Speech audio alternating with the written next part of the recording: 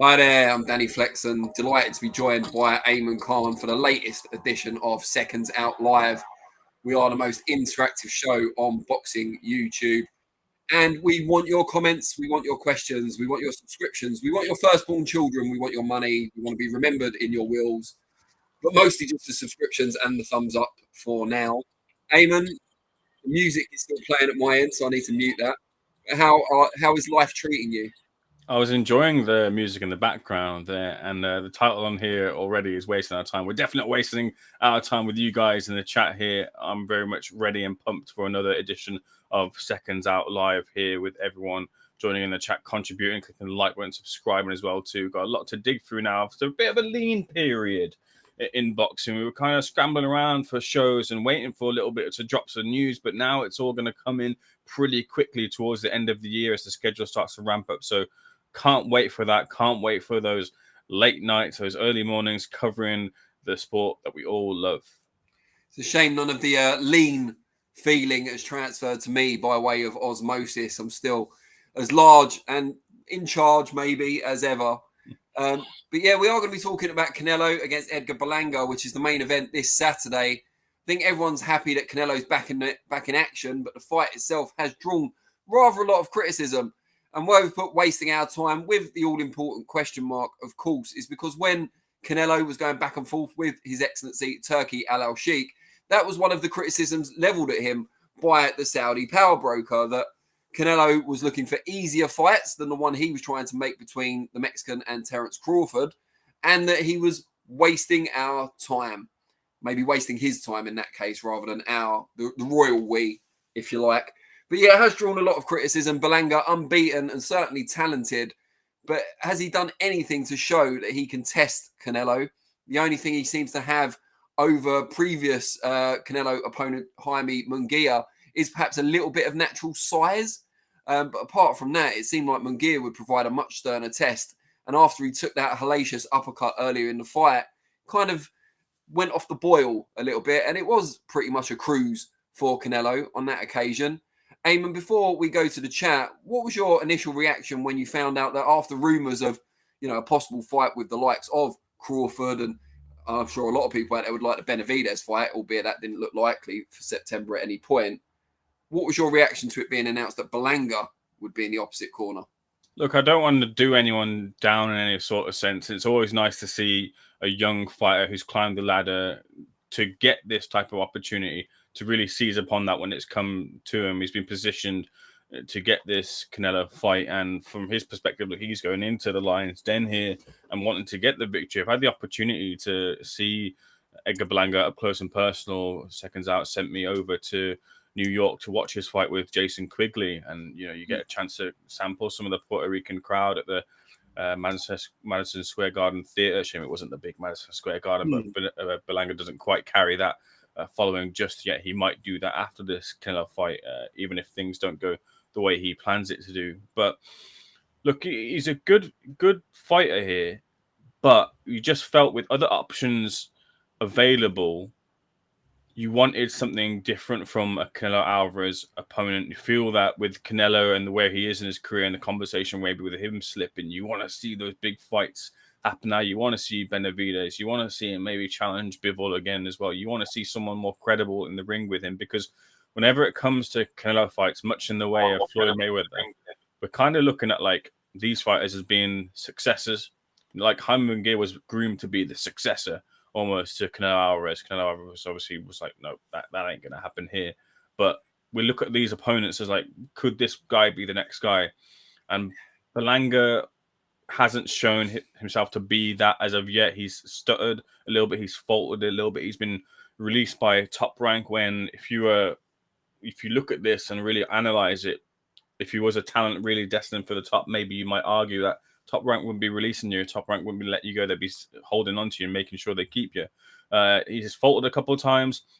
That Quigley fight I saw myself, he did brilliant. Look, he dropped him like multiple times, like 2-3 times, but was the finish there? I don't know. He was happy to kind of coast his way to the victory. Quigley, look, he's a real good fighter, real good, solid foundations, but he should be dealing with Quigley fairly conclusively and getting that finish. It did go the distance, as I mentioned there. A couple of the moments in his career, he's been dropped by Caceres, which is a real kind of bit of adversity you had to come through. But we weren't expecting that at that point. And there was a little bit of a red flash, wasn't there? I think it was against Angulo, where he got into a bit of trouble and ended up like biting Angulo, didn't he? If I remember this correctly, we were talking about this yesterday as well on another podcast, and he can't be doing. This is one of those moments where Canelo's going to apply that pressure, real high pressure moment for him, because those Mexican fans are going to be on him. His Puerto Rican fans are going to be expecting him as well to really kind of go for this.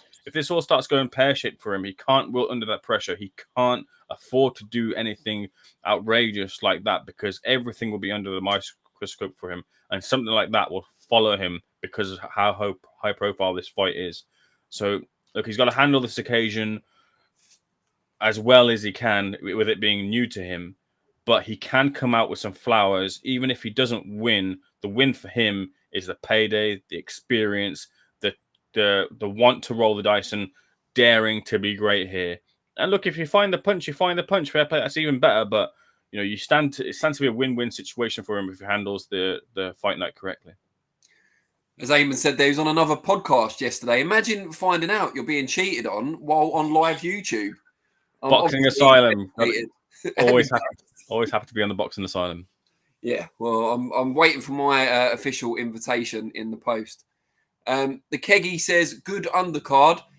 I think we can debate that. I think Erislandy Lara, Danny Garcia is an interesting fight, albeit I'm not sure Garcia's got any business being up at middleweight, even at this stage of his career. But I think the Caleb Plant, Trevor McCumbee fight's pretty intriguing. I'll give it that. Alexander Dimitrenko says, if Benavidez hasn't done enough to earn the Canelo fight, Berlanga definitely hasn't. Feel like PBC are being held hostage by Canelo, having to give him the fights he wants in fear he'll leave. I mean, maybe it should have been written into the contract initially then, when they did fork over so much money for Canelo, that certain names had to be there each time. Out of the 3-fight deal, which is what's been reported, maybe one of them had to be a Benavidez, a Bivol rematch, or whatever fights people want to see, Crawford even, although that probably wasn't even on his radar back then. DB Cooper 1 says, boxing's very own Harry Potter, Ayman Khan. Only thing he's missing is the scar on the forehead. Yeah, I mean, if he carries on cheating on me, maybe I should provide it. Roberto Tarin Jr. says, I believe Berlanga is WBA mandatory. Yeah, but when have the sanctioning bodies ever really cared about Canelo's mandatories before? Let's be honest. Dimitrenko also says, Berlanga doesn't throw enough punches to trouble Canelo. The Keggy says, could Berlanga beat any of Canelo's last 10 opponents? No, apart from Yildirim. DB Coupon says, Danny Flexen was in an asylum yesterday too, albeit not a boxing one. How do you know, though, DB Cooper? Were you there with me? Were you a fellow patient, or were you visiting someone there?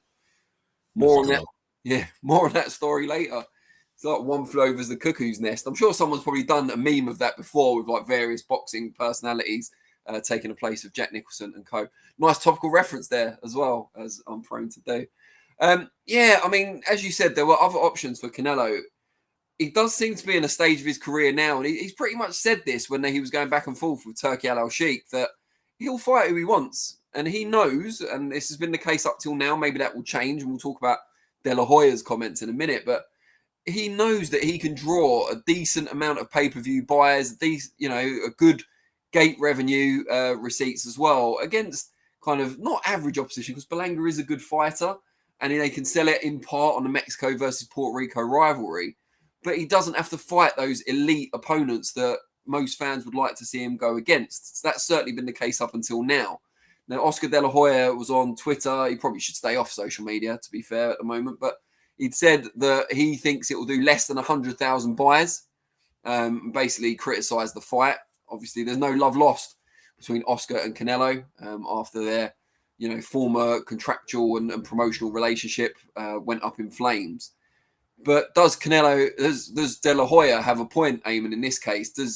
Is there a chance that the Canelo gravy train, the constant run of big pay-per-view success, is going to come to an end with this fight?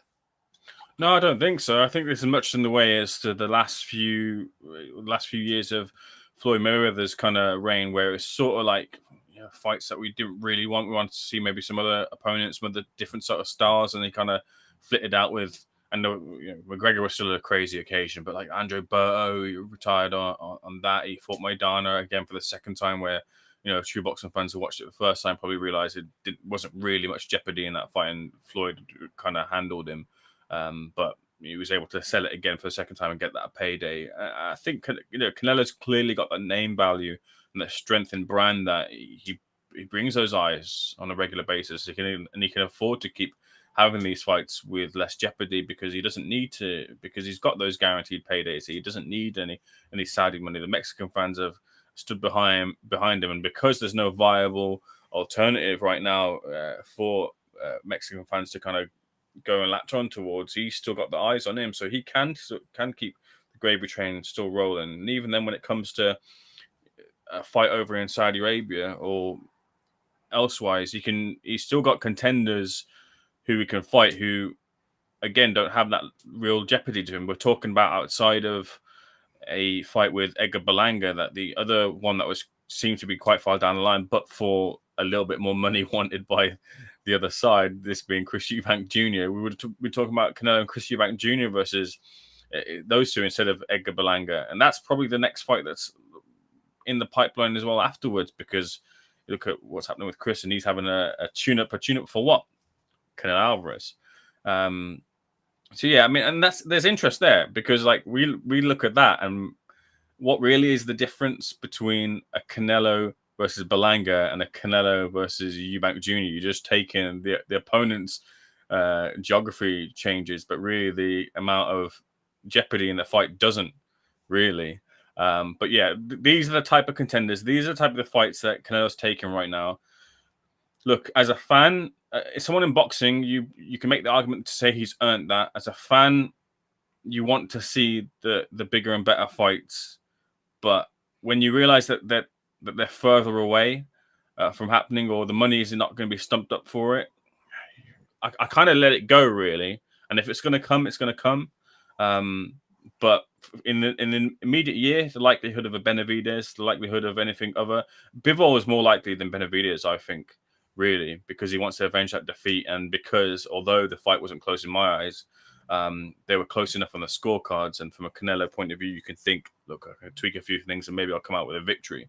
But the Benavidez fight just doesn't seem to want it at all, unless it's for ridiculous money. Saudis might be able to put up that ridiculous money, but they're also really smart. They're smart people to know that, look, we're not just going to dish out a load of money just to get this over the line. We'll pay the market value for it. You'll meet us for it.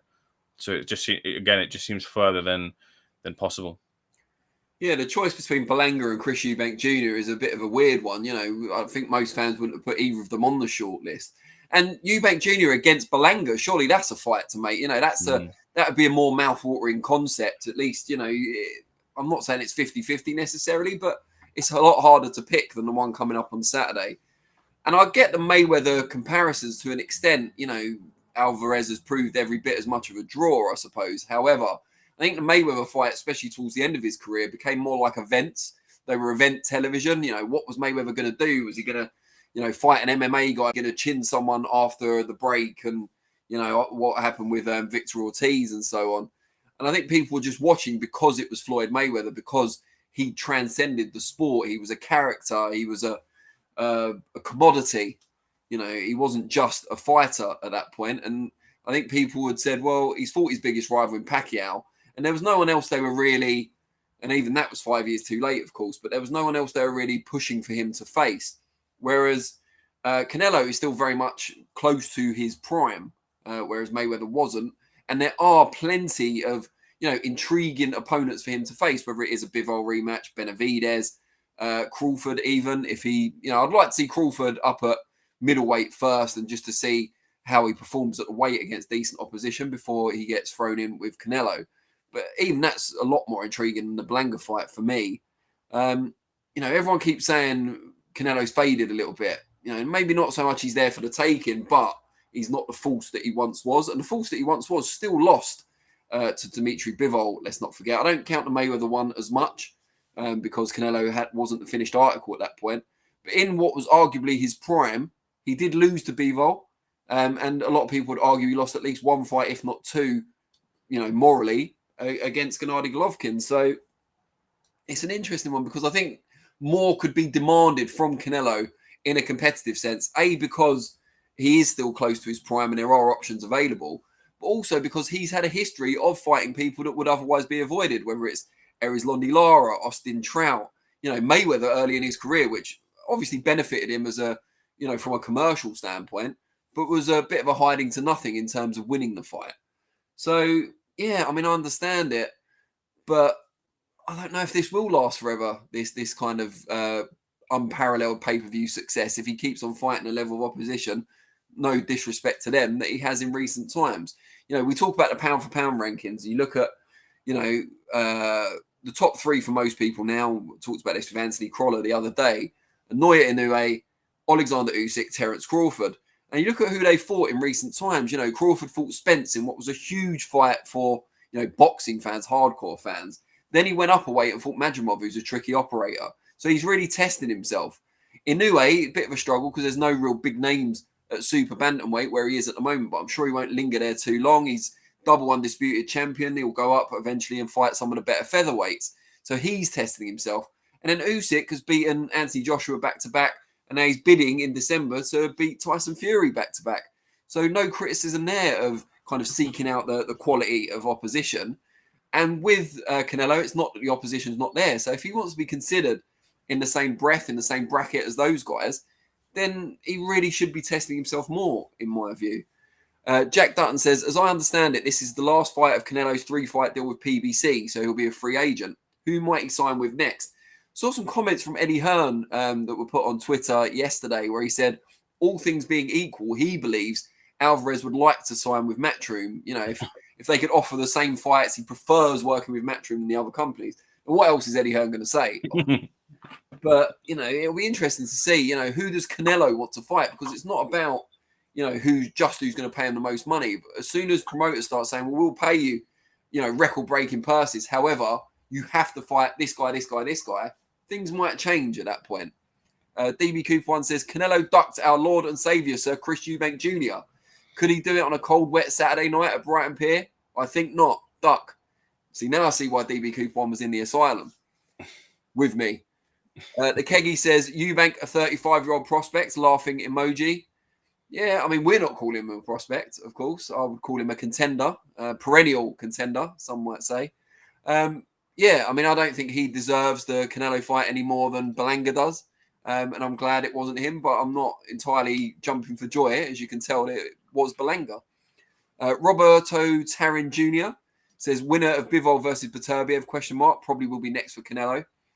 I don't know. I mean, the fact that he's been in with Bivol and was pretty soundly beaten, in my view, what can he do differently to change the tide? I mean, he's not going to become a more natural light heavyweight anytime soon, is he?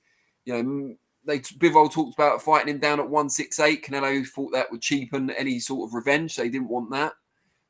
If Beterbiev comes through against Bivol and does it in his typically ferocious manner, is Canelo going to want any bit of that? An even bigger, stronger, harder hitting light heavyweight than Bivol? It's a tough one, I think. I mean, I know Sergei Kovalev, when he fought him, was, a big, hard punching light heavyweight, probably near his prime back then. But he was only given an 8-week turnaround after the tough fight against Anthony Yard. So there's some question marks around that as well. DB Cooper 1 says, I always find it funny when people pretend Canelo versus Bivol never happened, forgotten by the masses. That's because Bivol never really capitalised on it, or, depending on your perspective, wasn't allowed to capitalise on it. Roberto Taran Jr. responds, oh, trust me, we didn't forget that Bivol fight.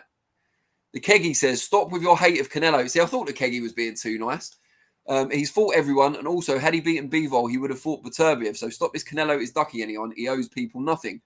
So, the Keggy, do you think it's acceptable then, and this is just for you, that he fights this level of opposition for the rest of his career now? Would you be happy with that? I'm not saying he will, but if he does, would you be satisfied because of his past achievements? Boxing Magic Mech Side says, fighting once a year is not testing yourself. Once a year. Team Batman Boxing says, mention Crawford's 2 fights in 2 years. Go back last 5 years, compare any one of them to Canelo. Best resume by a mile. Yeah, Canelo's resume historically is excellent. No one's disputing that. It's just whether he can be allowed to kind of coast on that going forward, or whether we want him to continue to test himself, because very few people still have Canelo at number 1 pound for pound. And maybe he doesn't care about that. But I'm saying, as journalists, as boxing fans, we probably should care about it. Boxing Magic, Mexai says, fighting a 10-0 guy is not testing yourself. The Kegi says, I think Canelo would match better with Beterbiev than Bivol. Nat says, number one fan Nancy wanted me to say hi to boxing guy Flexen. Hi, Nancy. Jose Hernandez says, Canelo comes with lots of surprises. Who knows? Don't think he cares about the losses. He's not protecting his O anymore. Gary says, the Maverick, the Flexecutioner, the one and only Danny Flexen. Thank you, Gary. I feel like you should send in a video clip of you actually announcing it, like David Diamante. Alexander Dimitrenko says, to be fair, Canelo is in a division now people don't care about, so him holding up the belts isn't that much of an issue. Yeah, I understand that. So, yeah, I'm waiting for the Kegi's reply. But while we do that, Ayman, do you see this level of opposition from Canelo continuing, especially once he presumably changes promoter after this fight? And who would you like to see him fight? Yeah, so I think one thing we haven't mentioned as well here is the dates in which he's been fighting in the last couple of years. Cinco de Mayo, Mexican Independence Day. Cinco de Mayo, Mexican Independence Day. And that's really key because, like you mentioned about Floyd Mayweather, this being an event, this is part of your Cinco de Mayo celebrations. This is part of your Mexican Independence Day celebrations because you have your party, you're gonna have your fun, and then you're gonna go sit down and watch Canelo and watch him win. And that's really the key here. He can keep dining out on those dates because he has that fan following. He's so big in Mexico. He's so big within that demographic, and also adding to the mix of boxing fans who respect him and understand his achievements and what he's been able to do in the ring. I imagine it to continue. I imagine there's a lot of legs in Canelo's career if he continues to fight at this sort of pace, at this sort of level, because he's still clearly above this sort of level. And I don't really see that change. I don't really see any real runner at super middleweight right now to really kind of snatch that crown away from him or give him a real test. Look, it's clear as to what that fight that I want to see from Canelo is, and I do want to see the fight between him and David Benavidez. I do want to see him take on Bivol. I'd love to see him take on the winner of Bivol versus Beterbiev, and I think that to be Beterbiev, but I don't think he'll take on Artur Beterbiev for some reason. Not really too interested in the Terence Crawford fight, to be honest with you, with the weight disparity, unless anything changes as if Crawford decides to climb the weights a bit more and have a couple of fights and see what he's like. But I have a feeling that he's going to be less of his powers as he steps up the weight because of the disparity. So I kind of wait a little bit with bated breath as to who that big fight night is, that big event is for Canelo Alvarez. I think he suffers because of the contenders around him. And this is one of the things that shouldn't be lost as well, too, is he's also said, and it is a bit of a criticism, too, because David Benavidez has done this to an extent, but he has said to the contenders, look, don't wait for me, fight each other. Fight each other, earn your spot, and then that builds a fight even more. But promoters, managers, and the contenders themselves are happy enough to realize, look, if we put ourselves into a position, we'll be called for it, and we can circumvent that need to have that fight. Look at Berlanga right now, who's never had that bridging fight. He's jumping up those levels right now. Someone actually yesterday akined his career to Anthony Yard, when Anthony Yard would drop up and down and have those fights and wait for that position. I sort of get it to a degree, but I think, to be fair, actually, I think I do kind of agree with it. Yard's kind of had that up and down sort of career, but the contenders need to fight each other, at super middleweight, and that's a part of the problem as well too. But just to round it off, Benavidez and the winner of Beterbiev Bivol, and I'll be happy.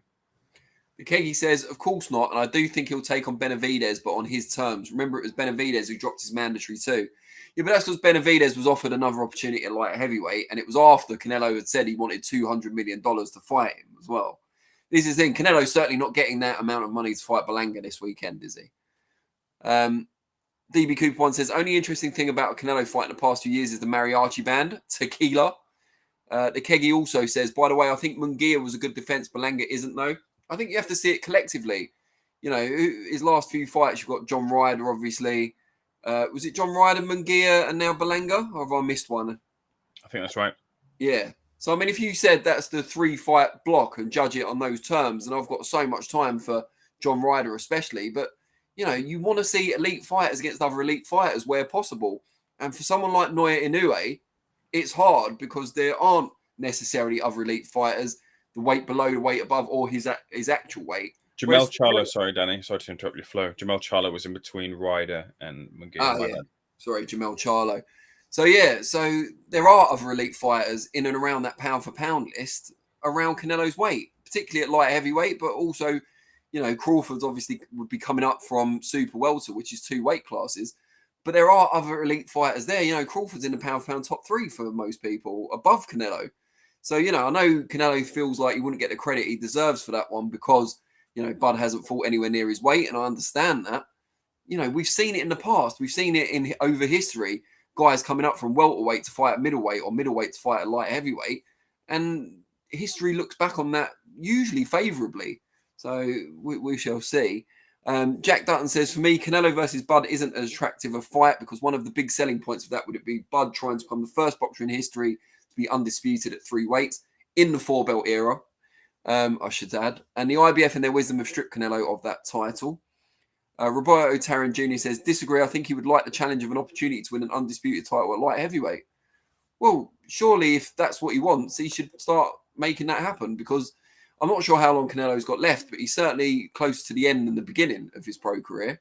If he can fight whoever he wants, he's got that power. So if he wants to win an undisputed title at light heavyweight, surely he should challenge for at least one of those light heavyweight belts sometime soon. Gary says Canelo was virtually over the day he lost to Bivol. His confidence and days of fighting good opponents were over after that. Boxing Magic Mexide says at the end of the day, Canelo has fought prime fighters back to back. Do you mean now or do you mean before? Fighting prime fighters just means they're in their prime. It means they're at the top of their game. It doesn't mean they're a match for Canelo, though, does it? The Keggy says exactly why did Benavidez turn down the Morrell fight? I imagine Benavidez, having beaten Caleb Plant, probably felt he'd already done enough to earn a Canelo fight rather than go with Morrell, who very few people know about, but is an incredibly talented fighter.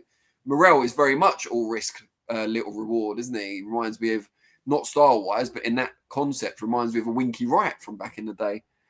DB Cooper 1 says he fought a washed-up tripe G. I think that's an intentional typo that time. John Ryder and then Charlo in a row. How is that in their prime? Yeah, I mean, it's hard to argue with that. And I do like to argue with DB Cooper 1, so you know that I've tried to find a way. Eamon, before we move on from Canelo, we should probably put up a poll. We'll make it quite simple. Canelo versus Berlanga. Good opponent choice, bad opponent choice. Let us know what you think in the comments. You can add your justification for your vote in the comments. But yeah, if you want, please do vote in our poll. I realise I haven't put it in the group chat for Mod Father Vinny, so I'll do that now. But Eamon, just before we move on from Canelo, what's your prediction for the fight? How do you see it playing out? I think this is going to be a brave and spirited effort from Edgar Berlanga, who will try to box to a degree, but then realise that, well, to be fair, he might look good in boxing Canelo Alvarez, but this is a Canelo Alvarez who's a bit more, I think we've talked about in this past, a bit more rudimentary, a bit more crude. He's looking to set up a big finisher, a big right hand over the top, or a body shot here for Edgar Berlanga. I think one of those body shots might pay dividends for him towards round 9.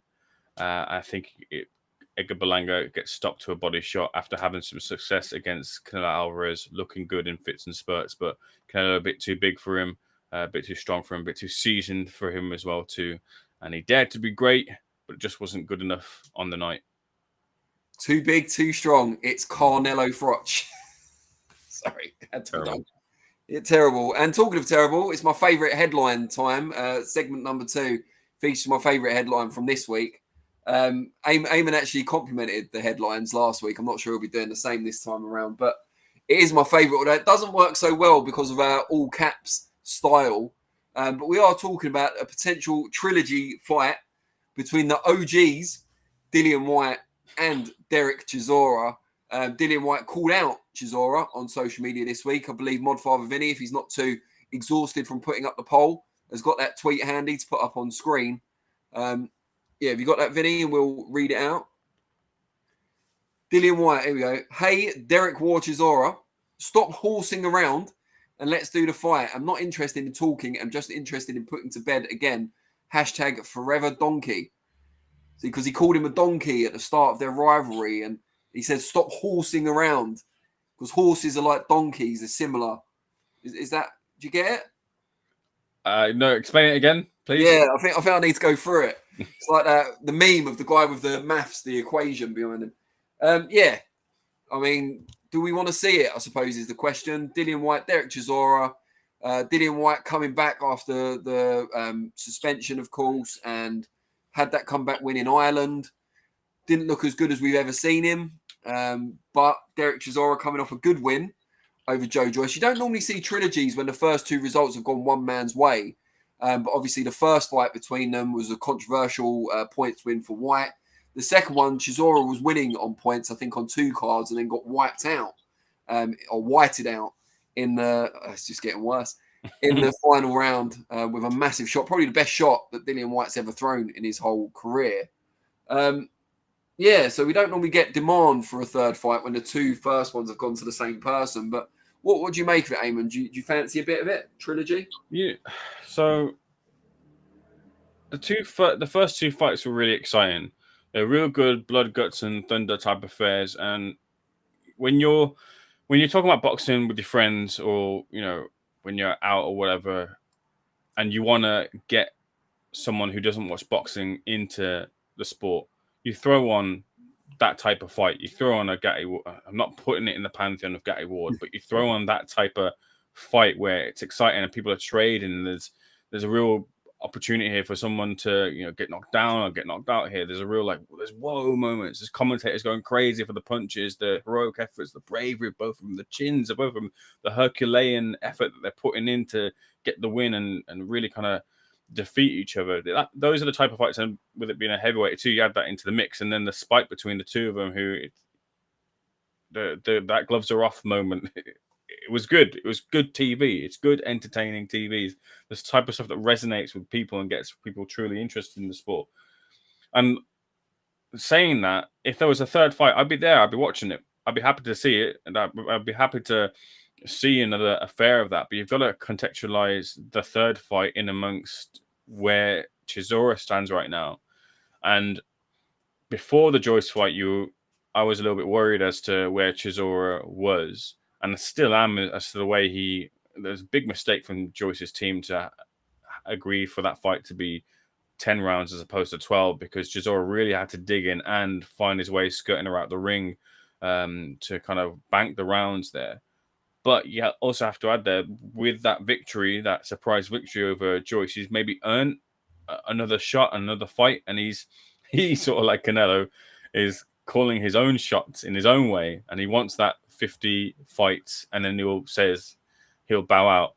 And I'm guessing he's looking to maximize as much as he can in terms of the payday with those 2 opponents that he's looking to choose. And that would be someone like unless it's an Anthony Joshua, which I believe, unless it really made business sense, that either wouldn't really fight each other, and I don't think it would position wise in rankings or business wise as to make that fight there. But with Dillian Whyte, there's history, there's tape you can pull back on, there's tape outside the ring that you can pull back on. It's an easy sell here, and I can see why they're going for it. I can see the fight happening. Whether it happens in the UK is another thing.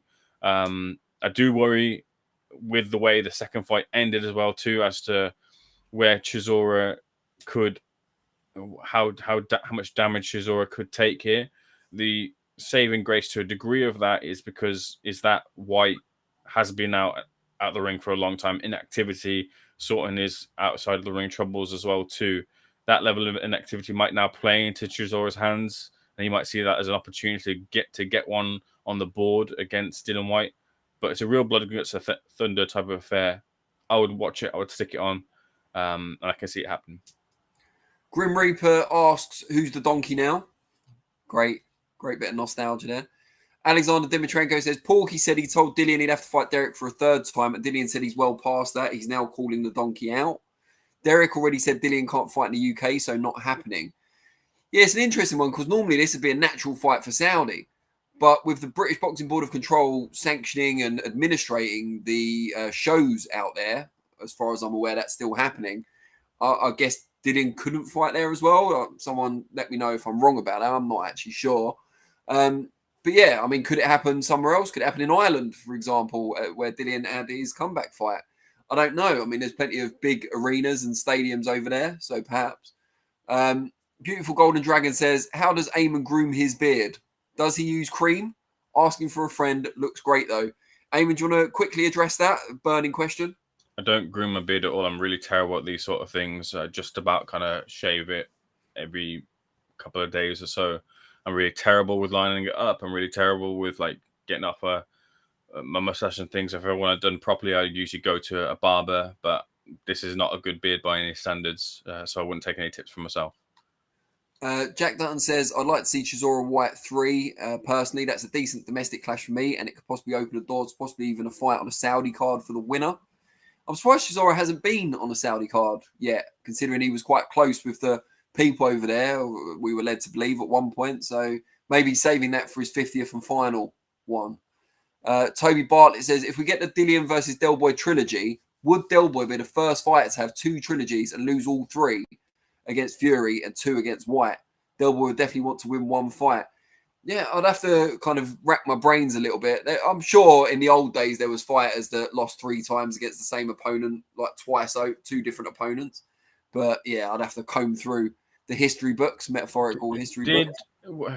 Didn't Ijaz Ahmed and Casey Kademi fight 3 times, and did neither of them win? Yeah, well, that's got to be history making, hasn't it? I can't remember. Wasn't the final one? Was the final one a cuts win or something? I can't remember actually. Maybe it was no contest and the 2 before were draws. Yeah, we'll have to check that out as well. These history books are going to get a lot of work over the next couple of hours. DB Cooper 1 says, more than happy to see Chisora versus Whyte 3. Used to think Chisora should retire, but now I think he should fight till he's 75. Anything to delay his political career. Big Chungus finally joined us. Says, don't sell your beard short, Ayman. It's majestic. The Keggy says, can you talk about Moses Itauma versus Joseph Parker being set up in Saudi for December? Yeah, I could probably segue to that because I'm going to talk about Itauma in a minute anyway. DB Coupon says, even Turkey doesn't rate Chisora, which says it all, despite him going to every event and begging for a payday. I think that's a bit harsh. He sucks up too much. Turkey saw through him. Del, if you're watching this, not me saying that, it's this DB Cooper guy. Toby Bartlett says, sorry, salute Danny and Ayman and the chat. Gary says, we at Seconds Out got the exclusive from Xavier Miller that Dillian Whyte will be cleared by August next year. That would have been 2 years since he failed a test. Yeah, thanks, Gary. We at Seconds Out, indeed. I like the ownership, the investment you're taking in our brand. Yeah, so what I was going to say was I'd much rather see Derek Chisora fight someone like Dillian Whyte, someone who's around the same sort of age and experience level or as well seasoned, I think is probably the polite way of putting it, rather than be served up as a name to go on the record of the likes of Moses Itauma or Johnny Fisher or someone of that nature.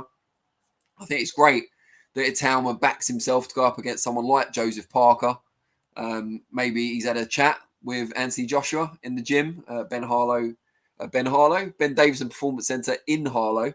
Maybe they've had a chat about Parker's kind of relative strengths and weaknesses. Joshua obviously been in with him before, although maybe a much different version of Parker now. But Itauma obviously fancies the job. And watching him so far, it wouldn't shock me if he were able to make that step up with aplomb.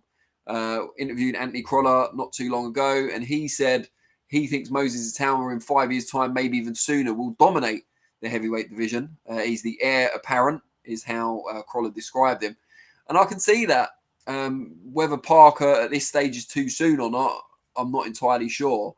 But yeah, would be an incredible show of Itauma's ambition and self-belief. And I think more young fighters could do with testing themselves in this way, especially if they've got a reason to believe they can be successful in the fight. And I think Itauma's only going to come on in leaps and bounds the more time he spends around the former and current world champions at Ben Davison's gym. So, yeah, would like to see that. Alexander Dimitrenko says, Parker is still the stinkinator. Expect such performance from him still. I think Moses splits him apart. Well, I've never seen that in a boxing ring. So, interesting. Jack Dutton says, do either of you think that, assuming he gets past Berlanga, Canelo versus Benavidez can even happen sometime next year? I mean, never say never. If there's enough money on the table, then you've got to believe it happens. Canelo's already named his price, hasn't he? $200 million. But whether Benavidez can do anything against the other opposition available to make himself, valuable enough for a Canelo fight. Like if Benavidez were to fight the winner of Bivol Beterbiev at light heavyweight and win, then I think it could be made. Then I think Canelo's got a route to his, undisputed light heavyweight championship against someone who hasn't already beaten him and someone who they could build a big fight around, making a lot of money. So possibly. Gary's back again. He says, again, we at Seconds Out got the exclusive from Frank that Itauma will be ringside for Clark versus Wardley 2 to call out the winner. Yeah, I mean, I think Frank's got Wardley, so if he's the winner, there won't need to be any calling out to make that fight happen necessarily. But yeah, I'm glad Gary's underlining the number of exclusives that Seconds Out's been garnering in recent times. Roberto Tarrant Jr. says, I voted poor choice on Canelo's opponent Berlanga, but he is WBA mandatory, so I understand why he chose to fight him. Can't afford to lose another title. Yeah, I mean, they haven't really been pressing Canelo on his mandatories for the last 2 years, but yeah, I suppose that could be, a valuable reason to fight him. The Keggy says, agreed Moses would crush Parker. Wow. Joseph Parker was like flavor of the month this month, in fact, or at least last month. And now everyone's writing him off against the relative pro novice. I can understand why, but God, like life comes at you fast, I guess is the appropriate phrase here. Ayman, what are your thoughts on Moses potentially stepping up against Joseph Parker at the end of the year? Gary's a bit of a strange fellow. His name's Gary, but he's as Stephen Butterworth, almost like it's not a real person, Gary. Hopefully we'll have you on one day. We're good to have you on here. But leaving that aside, Gary, the likelihood of Parker and Itauma. I think with Itauma, with the fact that Itauma has never showed any real gap in his game so far, what with the matchmaking and then the lack of opponents who want to get in the ring with him, I think they're sort of with the time frame of looking to become the youngest heavyweight champion, whether that's achievable or not. They've put that out there, and that's really kind of stuck with him as that tagline. You've got to kind of look and you've got to kind of keep striving. You've got to talk about those type of opponents and those type of fights. And I think because they've struggled to find an opponent that's trying to climb up that ladder to get to those sort of opportunities, they've got to keep calling out names and keep calling out fights and seeing how people respond and react, and then hope that one of these fighters, take the bait here and end up with Moses. I don't think Parker is that type of fighter who will take the bait. I think Parker's on his own path towards getting a world title opportunity. And with respect to Moses Itauma, who I do believe will get there and be a world champion in the future, I think Parker has deserved a better opportunity and a shot at the world title in the near future with the fights and wins that he's had in recent years. I think this is just a case of a bit of a PR here, and I don't think it's the right type of step in levels either for Moses. I think with someone like Francis Warren and the Warrens in general, who know how to really manage talent and the right type of fights at the right time, I think this is just a little bit of a bit of a headline to keep Moses' name out there to see if there's interest to put him out again in Saudi Arabia. Otherwise, he'll have a fight over in the UK again and further on. But he's going to have a fight of a couple of levels ahead of Rudenko or whoever, Whack. Sorry, I apologize. Who he fought beforehand, and then step on from there as opposed to jumping up to Parker. Could he do it? Look, Parker's a bit. It's a good fight between the two of them, and it's one I'd really kind of hesitate to call because we just haven't seen enough of Moses. But he does look brilliant. I've seen a bit of Moses myself in sparring, and I've seen him spar the likes of Dubois when I was in Dubois camp, and both of them did really well. Moses looked like he could contend now, but just the idea of throwing someone in at that level, I think there's way too much kind of risk in that at the moment. And Parker being experienced, and Parker have seen a lot of styles in the past. You'd probably favor Parker just over that edge of experience over someone like Moses. but I don't think that fight's going to happen at the moment. I think they'll look at something else. Broke My Wooter says, my dude Canelo loses to Berlanga 2024. That sound good. Big Boy Game says, Moses ain't proved his power yet. Alexander Dimitrenko says, Parker is probably too expensive how many eyes he brings to the sport. Moses will be cheap for the time being and has more potential. Jack Dutton, if it happens, Canelo versus Benavidez should be at 168. That's the whole point of that fight. For Canelo to confirm he's the best super middleweight in the world. I don't see Benavidez beating the winner of Bivol Beterbiev anyway at all. Yeah, I mean, neither do I, but I'm just thinking of what would attract Canelo into the ring at a price that, you know, he's willing to accept. So just in case you're only just joining us, we have got a poll up asking about Canelo against Edgar Berlanga. Good opponent choice for Canelo, bad opponent choice. Let us know what you think and add your comments in the chat. We are also, as I've said before, the most interactive show on boxing YouTube. So please do give us a thumbs up, a subscribe, or both if you're not already a subscriber. Now, we talked about Canelo. We talked quite a lot also about Terence Crawford, but no conversation involving pound-for-pound contenders would be complete without the man who once again underlined his credentials in that area just last week. Lovely lunchtime watch here in the UK, which I'm always grateful for.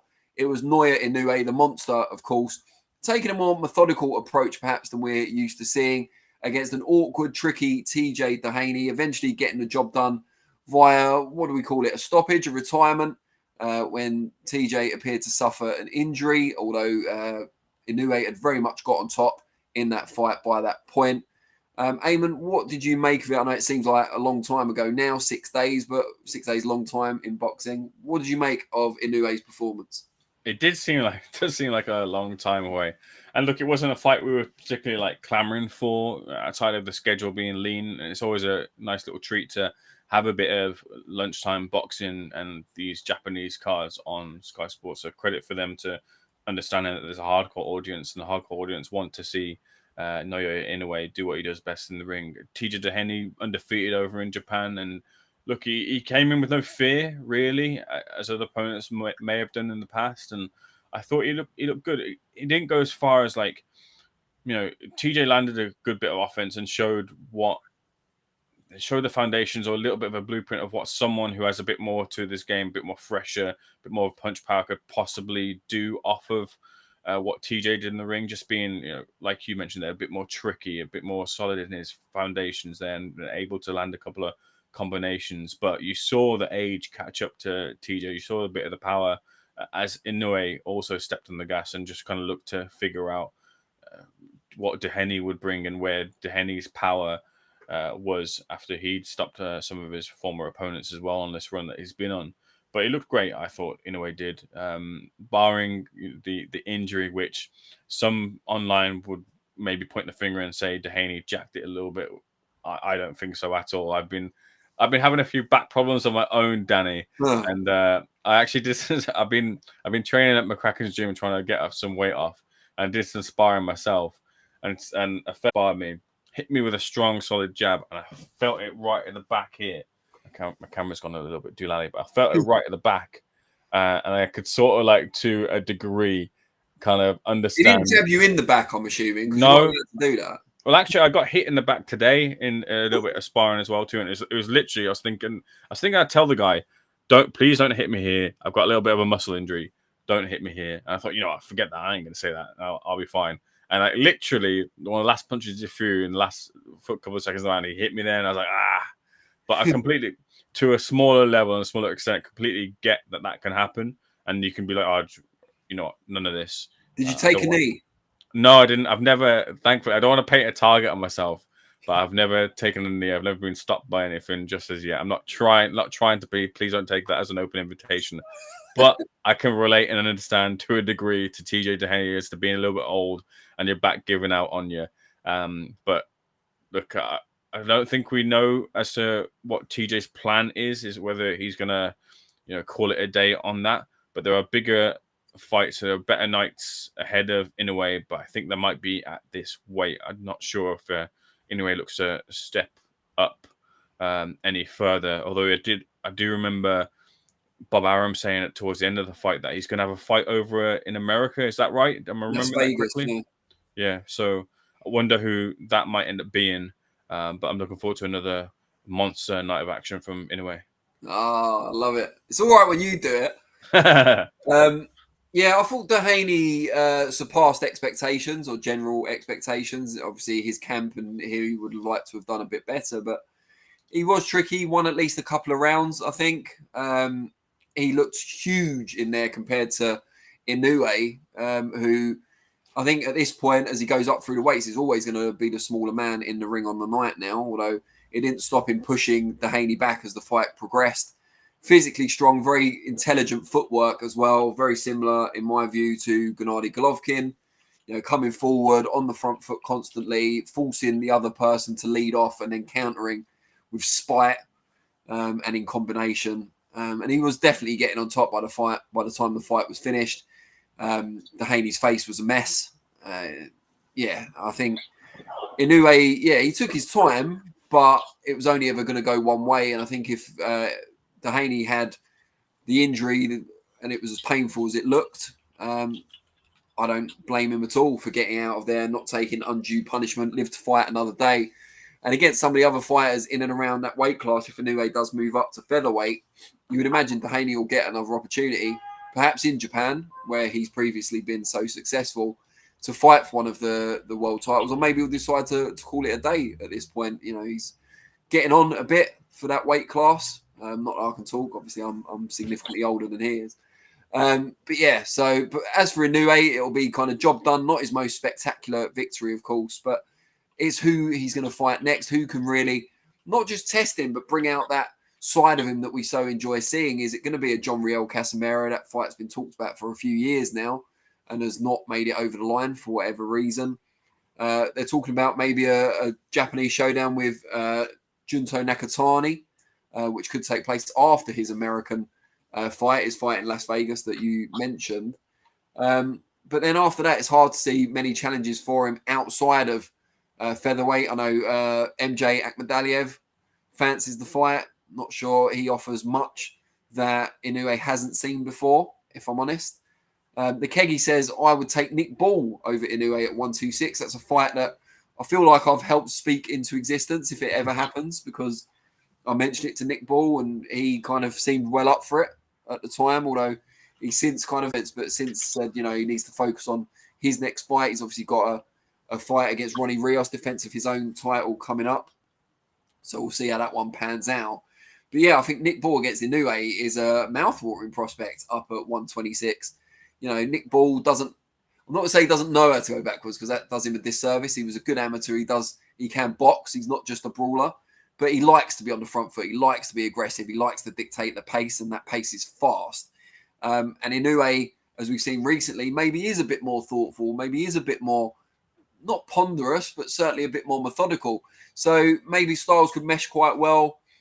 Could Ball take Inoue's power up at 126? Would Inoue's power be as effective up at 126? There's a lot of unanswered questions. I make that quite an intriguing fight. Now, I'm not suggesting that Nick Ball's a global superstar by any stretch of the imagination, so I don't think it'd necessarily be a huge money fight. But if it takes place over in Japan, they're all big money fights, I think, for Inoue over there, and big TV ratings guaranteed over there as well. But it's whether Nick Ball, having achieved his dream of becoming a world champion at the second time of asking, most people felt should have been the first time he should have got the verdict. It's whether he'd want to go over to Japan against someone who would be the bookies' favourite despite the jump up in weight. But yeah, I'd very much like to see that fight. Roberto Taran Jr. back to Canelo says, agree with Jack Dutton. Benavidez will lose to either Bivol or Beterbiev. The Keggy says, Inoue is brilliant, but I think 122 is his limit. That's what Paul Butler, former Inoue opponent, said when reflecting on the Dehaney fight. He thinks 122 is the uppermost, the maximum weight that Inoue will continue to be effective at. He could come unstuck at 126. So he said he comes unstuck at 126. You're saying he shouldn't even go to 126. Gary says, fair play to Ayman for sparring. It truly is a humbling experience in the boxing ring. Respect, lad. Well, I've sparred. Where's my flowers? No, I'm joking. I think, it's great. I love sparring. Except when I'm getting battered, obviously. DB Coupon says, Ayman's training at Rob McCracken's gym should have taken him to the Olympics and maybe would have won something. Bloody hell. We did win something. We got a bronze medal. We did get a bronze medal. Shout out to him, and he'll get a good pro contract as well, Lewis Richardson. So, fair play to him. But yeah, I mean, I suppose it was a disappointing result overall, but we've had, real good success over the last couple of cycles. So, can't complain. Gary says, shocking. Talking about stuff about Joe Cordina and Tony Sims split, which isn't really what we're talking about on this episode, but appreciate that. Yeah, Inoue, we hope that he's back to his kind of exciting best in the next fight, but it was never boring. The Haney fight, it was interesting for as long as it lasted. Still, but a fight that will be, I think, not necessarily exciting the whole way through, but should provide a highlight reel finish one way or the other, is one that was announced a couple of days ago, was talked about on social media before that, and that's Adam Azim, European champion, I think still, or former European champion if he's given the belt up. I'll have to check that one. Super lightweight. Going up against Ohara Davies, OD, former world title challenger, of course, although he probably doesn't want to be reminded of that particular fight at the moment. Going up against each other in what is a genuine crossroads fight, I suppose. For me, and I've said this before, on Twitter, I think it was, on the SecondsOut account, for me, it's a great example of good matchmaking. I think Shane McGuigan, Barry McGuigan, who look after Adam Azim, will have noted that Ohara Davies is respected for his power, big puncher, former world title, big name domestically in the super lightweight division, but probably not, in his prime at this point in his career, at this age. And they'll have looked at the chinks in his armor. He's lost a few times. They'll look at Adam Azim, who's unbeaten. Question marks maybe about whether he can take a shot. That hasn't been proved beyond doubt yet from a big puncher. He can answer those questions against OD if he comes through. It just seems like really good matchmaking to me. And obviously it's the same team that once matched a young Josh Taylor with Ohara Davies back then as well. So they may feel they've got the kryptonite to defeat OD. Ayman, what do you make of the fight? I was a little bit surprised that this fight was the one that made it over the line. Again, adding some context to it, this was a fight where we saw Adam Azim and Harlem Eubank in the ring with each other a few months ago. And sure, Adam Azim has had an injury, and McGuigan wanted to make sure that he's healed from this injury because it was one that could be could progress further and be a lot more horrible. I believe it was with a knuckle infection there, and obviously, naturally, the knuckles are important to the game of boxing, so they wanted to make sure that was all cleared and covered before they got back in the ring. But was it not going to be with Harlem Eubank? That didn't seem to be the case now, and in steps in Ohara Davies. And I'm secondly surprised by this because it's a bit of a steep drop down with respect to Adam Azim at European level, and he's going to be a fighter who's going to get towards the top and fight for world titles. But you would have thought that Ohara wouldn't have fallen that far down the ladder to get back into contention if he wanted to and fight another contender. I imagine that the pay packet is probably a lot better than it would be than fighting one of those contenders. That's the reason as to why he's taking it. And then adding into the mix as well too, this is another bite of the cherry, as it were, for a McGuigan or Shane McGuigan to take on and game plan against Ohara Davies, which they game planned so well when they had Josh Taylor fighting against Ohara, and adding that into the mix as well too. Ohara might have thought, well, they know a little bit about me here, maybe I'll go a different route. So fair play for Ohara for taking this. He's confident in saying that, look, Adam Azim isn't the full package as he's been presented to be, and he's not the next big thing, not the next big star as Sky Sports want to push him as, and this is someone who I've got a big shot in me and I can land on him. He's not been tested. He's I think in that Arim Fanyan fight, he was a little bit leaky in his defense there because he wanted to go a bit more gung-ho and get that knockout finish, and he shipped a couple of shots, and Ohara might fancy himself as someone who can mix it up a little bit with him and then find that shot and see if really Azim has got that part of his game in that full package that we talked about. So I'm a little bit surprised that this is the fight that's gone over the line as a total. But I'm not surprised that Shane McGuigan and the Azim team are confident that Ohara Davies is the right step and the right fight for him. It's a good level. It's a good bridging fight for them, who recently fought for a world title and really Ohara will be kicking himself that he didn't walk away with that world title on that night. He's given his reasons as to why that's happened, and he kicks himself for it. And I imagine that in this camp, he won't let anything like that happen again. Of course, it's over in the UK, so nothing like that will happen. He'll be settled, he'll be ready, and he'll have a full, complete camp where he's not. Ohara has to make sure he puts that all together. Otherwise, he's going to find himself on the end of a defeat here. But it's a good fight for both fighters, but more so for Adam Azim. MB says Pierce O'Leary is the dark horse in the Dalton Azim mix. Yeah, very good point. I think Pierce O'Leary's had like a secondary title from one of the sanctioning bodies and defended it a few times. So he could be going right up those rankings. I'd have to check, but I bet he's not that far away from a mandatory shot at this point. DB Cooper 1 says, Ohara Davies is a tougher fight than Eubank. I thought Azim would stay at European level post-injury. This could be a decent scrap test for Azim. It's debatable whether he's a tougher fight for him. I guess, who's O'Hara's best win? Is it Tyrone McKenna? Would that be the best? I'd have to have a look through his record. So yeah, I mean, it's probably better than any win Harlem Eubank's got at this point, but then he's a lot later into his career. What I would say though is that there's a lot more reward, isn't there, for an Ohara like beating an Ohara Davies than there is beating a Harlem Eubank.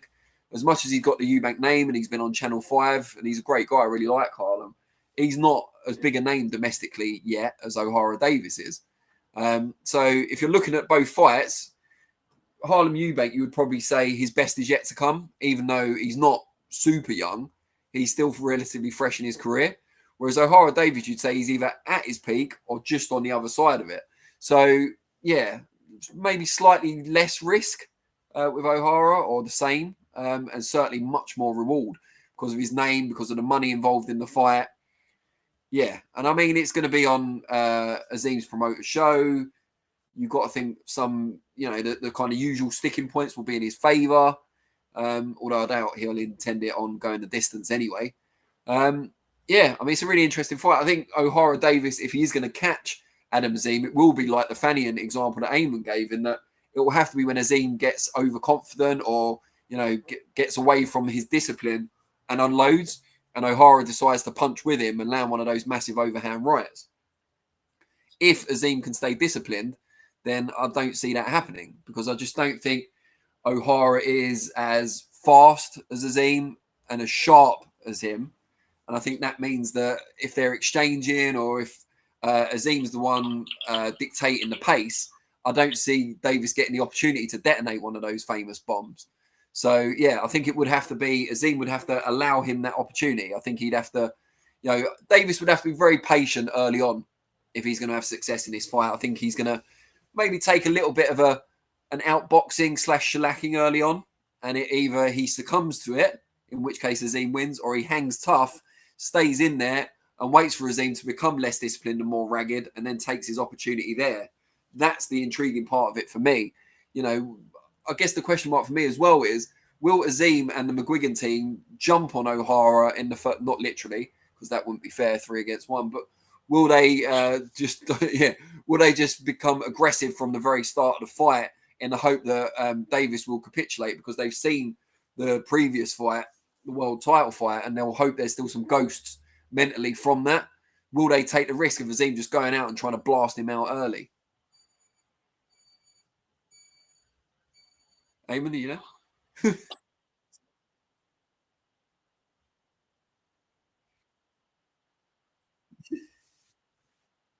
Punch in the back.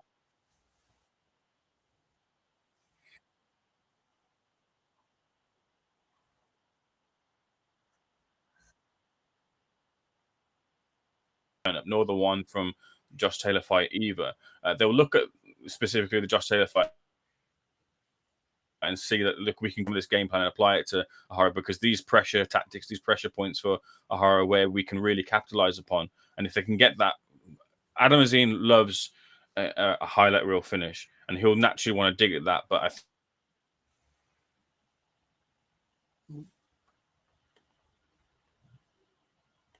we may have just lost Ayman a little bit there. So I think what Ayman's trying to say is that he absolutely agrees with everything that I said. And I'm actually a bit of a genius for pointing out some of these points about the fight. And if Ayman was here, he would definitely agree with that notion. But yeah, it looks like a cracking fight. There's a press conference for it later this week in East London, which Ayman will be attending. I think he's just returned to us now. Ayman, I think I covered for you pretty well there, gave a good representation of what you were trying to say. To recap it, look, they'll take some of the game plan from the Josh Taylor fight because two different fighters, but similar sort of fight styles in their own little spits and spats of their build-up. But they'll look at that. They'll look at the pressure points of where they can really capitalize upon Ohara and see if they can make him wilt. But I don't think that version of Ohara Davies is turning up, the one from the Taylor fight or the Barroso fight here. Azim loves a highlight reel finish. He'll look to set that up here, but I think the McGuigans are smart enough to know that, look, take your time with him. And if it comes, it comes. If not, bank those rounds and get that win because it's still a real good win for you, a real climb up the ladder for you if you get that win over Ohara Davies. Just look, you can still look good in those moments because of your natural athleticism, the shot selection as well too. He'll have those flashy moments in the fight, but he doesn't need the bank in the rounds is what will get him over the line. And if it does come, it will come for him, but they can still get a good victory out of it. But look, Ohara Davies, a real credible fighter here. I think he's got a lot more left in the tank than that fight against Barroso.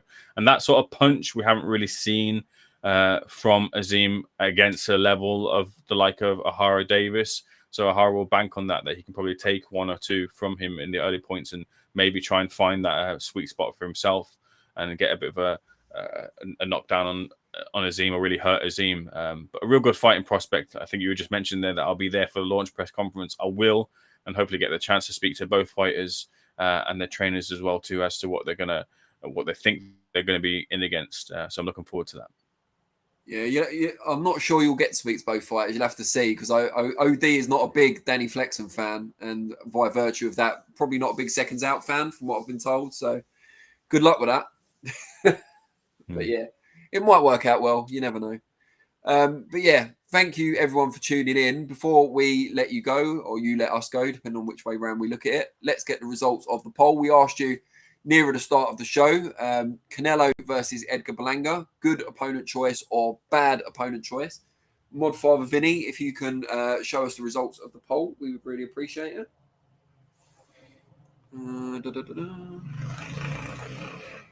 Just waiting for it to close. Mod Father Vinny, not had a nap, has he? Okay, while we wait for that, we were talking about Canelo against Edgar Berlanga at the start of the show. Vinny says he has done the poll results. So for some reason, I can't see them. So the poll results are as Danny, bad opponent choice lands at 63%, good opponent choice lands at 36%. So overwhelmingly for bad opponent choice for Canelo versus Berlanga. Well, there you go. I mean, kind of in line with what we said at the start of the show, but hopefully they prove us all wrong and Berlanga puts up a more impressive showing than we're otherwise expecting. And Canelo still gets the job done. And then we know that Canelo is still seeking out tough challenges. Let's wait and see. DB Coupon says, Street saying Danny Flexen messed around with OD's Vegas hotel AC setting, hence why he hates him. No, I think I made a stupid comment on Twitter probably about 3 years ago now. And he's never truly forgiven me for that, which is fair enough. I have no issue. But yeah, so I'm just saying it might be a bit of a challenging one for Ayman, hence why I'm not going on Thursday or Wednesday or whenever it is. But yeah, so no enduring beef on my side. I'm peace-loving pacifist over here. But yeah, as is always the case, the closing remarks on SO Live go to Ayman Khan. Yeah, looking forward to this weekend. This week, and this weekend, of course. But yeah, I'll be there in person for some interviews with some of the Queensbury lot coming up on Wednesday. Then Thursday, going into Azim versus Ohara Davies. Then Friday, I'll be up to Newcastle for Misfits boxing weigh-in as well. So much more boxing content coming your way on SecondsOut and Seconds Out Live, another edition next week. But we're coming into a real kind of busy period with big fights coming thick and fast. So we're looking forward to, of course, in a couple of weeks, AJ versus Dubois as well. Thankfully, the boxing gods have smiled upon us and like delivering us some big fights here. So can't wait for that. But make sure keep tuned to Seconds Out for the latest updates and developments in all the world of boxing and the interviews as to myself, Danny, Josh Green, Josh Hart, Raheem as well too might be making an appearance as well with a few interviews coming. So if you haven't already, click the like button, subscribe, leave a comment down below as well too. And we'll see you guys on the next one.